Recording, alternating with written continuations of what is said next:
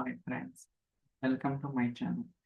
So మనం ఎప్పటిదాకా different videos అని చేసాం కదా. సో ఈ రోజు ఏంటంటే కొత్తగా మనకు ఒక అప్డేట్ రావడం జరిగింది అనమాట. అప్డేట్ ఏంటంటే సో టెంప్ టేబుల్స్. ఓకే, మీ అందరికీ తెలుసు టెంప్ టేబుల్స్ అనేది మనం అజూర్ ఎస్క్యూఎల్ కానీ లేకపోతే ఆన్ ప్రెమిసెస్ సీక్వెల్స్లో ఎలా యూజ్ చేస్తాం ఏంటి అనేది మీ అందరికీ తెలుసు.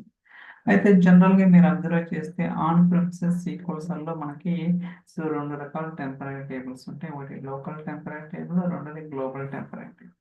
Okay, and so fabric data లో ఐ థింక్ ఇప్పటిదాకా మనకి సో ఈ టెంప్ టేబుల్స్ అనే కాన్సెప్ట్ అయితే లేదనమాట. సో ఈ రోజు ఇంట్రొడ్యూస్ చేయడం జరిగింది.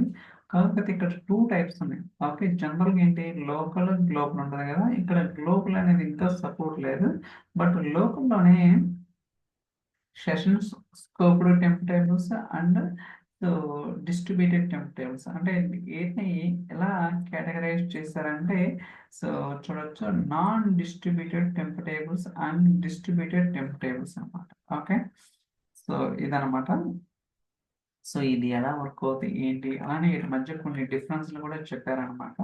So non distributed temp tables ఏమేమి పాసిబిలిటీ ఉంటుంది, అలానే డిస్ట్రిబ్యూటెడ్ టెంప్ టేబుల్స్లో ఏమేమి పాసిబిలిటీ ఉంటుంది అనేది ఒక లిస్ట్ అవుట్ కూడా చేయడం జరిగింది. సో మీరైతే డాక్యుమెంటేషన్ చూడండి, సో దట్ మీకు ఈజీగా సో అర్థం అవడానికి ఛాన్సెస్ అయితే ఉంటాయి అన్నమాట. ఓకే,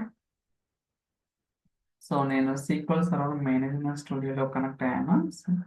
మా ఫ్యాబ్రిక్ డేటా వేర్హౌస్ వచ్చేసరికి డెమో ఫ్యాబ్రిక్ డీడబ్ల్యూ కదా, demo fabric DW. Okay, so let's start connect.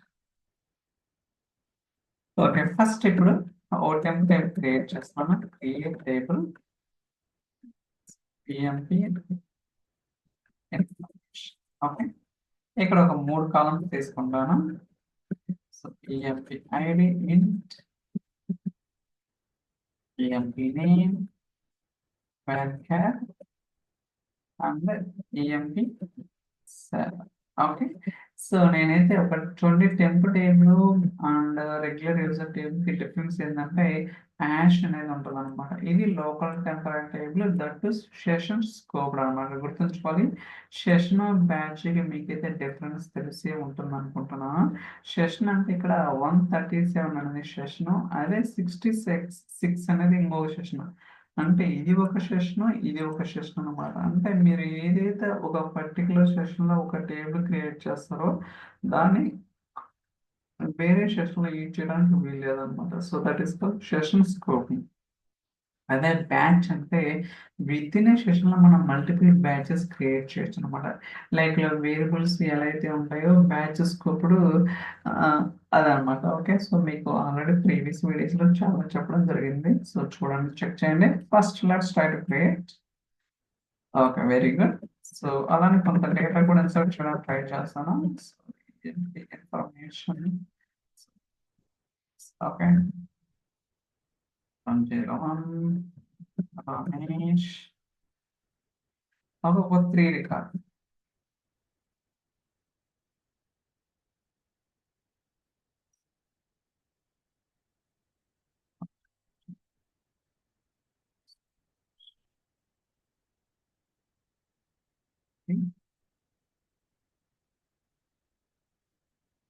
Okay, so ఒక 3 రికార్డ్స్ అయితే ఇన్సర్ట్ చేస్తున్నాను.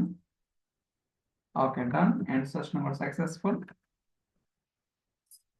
సెలెక్ట్. ఓకే, రన్ చేద్దాం. సో మీరు చూడొచ్చు, సో డేటా సో సక్సెస్ఫుల్ గా ఇన్సర్ట్ అయింది. సో దీన్ని బట్టి మనం ఏంటి టెంప్ టేబుల్ క్రియేట్ చేయొచ్చు, డేటా ఇన్సర్ట్ చేయొచ్చు, సెలెక్ట్ చేయొచ్చు. ఇప్పుడు ఏదైతే ఈ సెషన్ లో ఈ టెంప్ టేబుల్ క్రియేట్ చేస్తానో దీన్ని వేరే సెషన్ లో నేను కాల్ చేయడానికి ట్రై చేస్తాను. ఏమొస్తుంది? Invalid object. ఓకే, సో మనం ఏదైతే ఎక్స్పెక్ట్ చేస్తామో దాని ప్రకారంగా ఎగ్జిక్యూట్ అవుతుంది. ఇప్పుడు నేనేం చేస్తానంటే సేమ్ దీన్నే రెగ్యులర్ యూజర్ టేబుల్ కింద తీసుకుంటాను. ఓకే,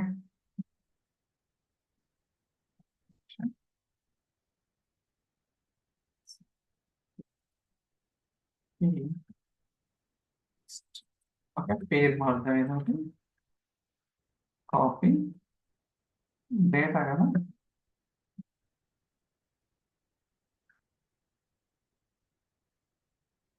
ఓకే,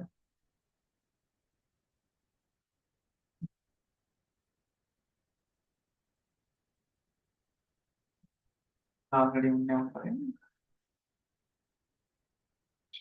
మీరు అనుకోవచ్చు ఎందుకు ఇది క్రియేట్ చేస్తున్నారని. ఓకే, టెస్ట్ చేయడానికి అనమాట, మీకు తెలుస్తుంది. ఓకే, లోడ్ అవుతుంది.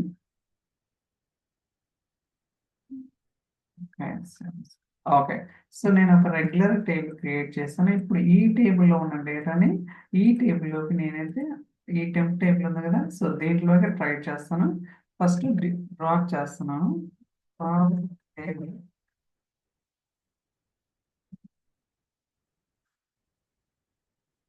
Okay, success. ఇప్పుడు మళ్ళీ క్రియేట్ చేస్తున్నాను. ఓకే, ఇప్పుడు నేనేం చేస్తానంటే insert insert into temp table, select star from. So ఏదైతే యూజర్ టేబుల్ క్రియేట్ చేసాం దాన్ని తీసుకుంటాం.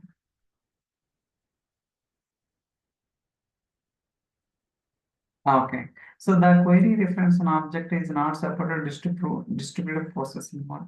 ఇక్కడ ఏం చెప్తుందంటే క్లియర్గా, so insert into temp table, select star from parquet backed user table. Okay, no అని వస్తుంది. ఓకే, చూడండి ఇది సపోర్ట్ చేయదు అని చెప్తుంది అనమాట. Even select star into from one table to another fabric. Okay, so అది కూడా సపోర్ట్ చేయదని చెప్తుంది. ఇలా మనకి సో జాయిన్ టు టేబుల్, ఇలా రకరకాల ఆప్షన్స్ అయితే ఉన్నాయన్నమాట. సో మీరన్నీ గో త్రూ అవ్వండి, సో దట్ మీకు ఒక ఐడియా వస్తుంది. ఇక్కడ మనం డిస్ట్రిబ్యూటెడ్ టెంపరరీ టేబుల్స్ ఎలా క్రియేట్ చేయాలి అంటే చూద్దాం. ఓకే,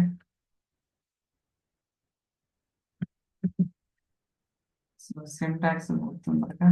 ఓకే, ఇది కాపీ చేస్తే సరిపోదు.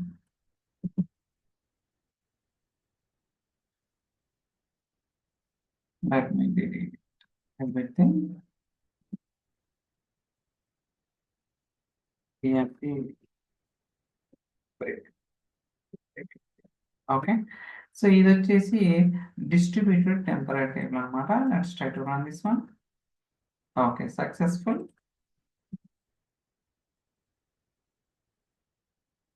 Try to execute.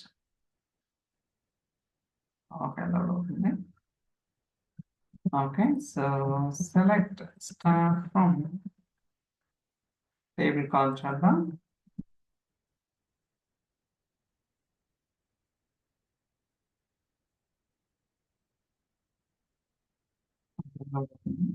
Okay, data వస్తుంది. సో మనం నాన్ డిస్ట్రిబ్యూటెడ్ టెంపరరీ టేబుల్ చూసాం, ఇప్పుడు డిస్ట్రిబ్యూటెడ్ టెంపరరీ టేబుల్ చూసాం. ఇది కూడా సెషన్ స్కోప్ అనమాట. అంటే మీనింగ్ ఏంటంటే ఈ సెషన్లో నేను కాల్ చేస్తే ఈ టెంపరరీ టేబుల్ అనేది రాదు. Okay, correct. ఇప్పుడు నేనేం చేస్తానంటే ఏదైతే యూజర్ టేబుల్లో డేటా ఉందో ఆ టేబుల్లో ఉన్న డేటాని ఈ టేబుల్లోకి నేనైతే ట్రై చేస్తాను. ఫర్ టైమింగ్ ఓన్లీ 3 రికార్డ్స్ మాత్రమే ఉన్నాయి. Let's try to understand. So insert into, so select star from so ఇది తీసుకున్నాం. ఎగ్జిక్యూట్. ఓకే, 3 rows వచ్చినాయి. టోటల్ ఎన్ని రావాలా? 6 rows వచ్చినాయా?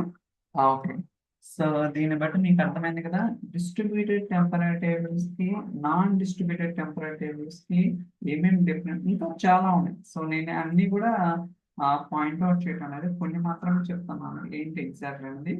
సో చూడండి ఇక్కడ, so create global temporary table and insert కావచ్చు. సో ఇందాక చెప్పినట్టుగా చాలా ఆప్షన్స్ అయితే ఉన్నాయి అనమాట. డాట్ టెంపరరీ టేబుల్ కావచ్చు, ఇలా రకరకాల ఆప్షన్స్ అయితే ఉన్నాయి. సో మీరైతే గో త్రూ అవ్వండి, ఇది పెద్ద కష్టం అయితే కాదు. మీకు జనరల్గా టెంపరరీ టేబుల్స్ ఐడియా ఉండే ఉంటుంది. కాకపోతే సో ఇది కొత్తగా ఇంట్రొడ్యూస్ చేశాను నేను మైక్రోసాఫ్ట్. సో ఫ్యాబ్రిక్ డేటాబేస్లో ట్రై చేయండి, get some understand. Okay, so thank you so much for watching. Catch next day. Bye.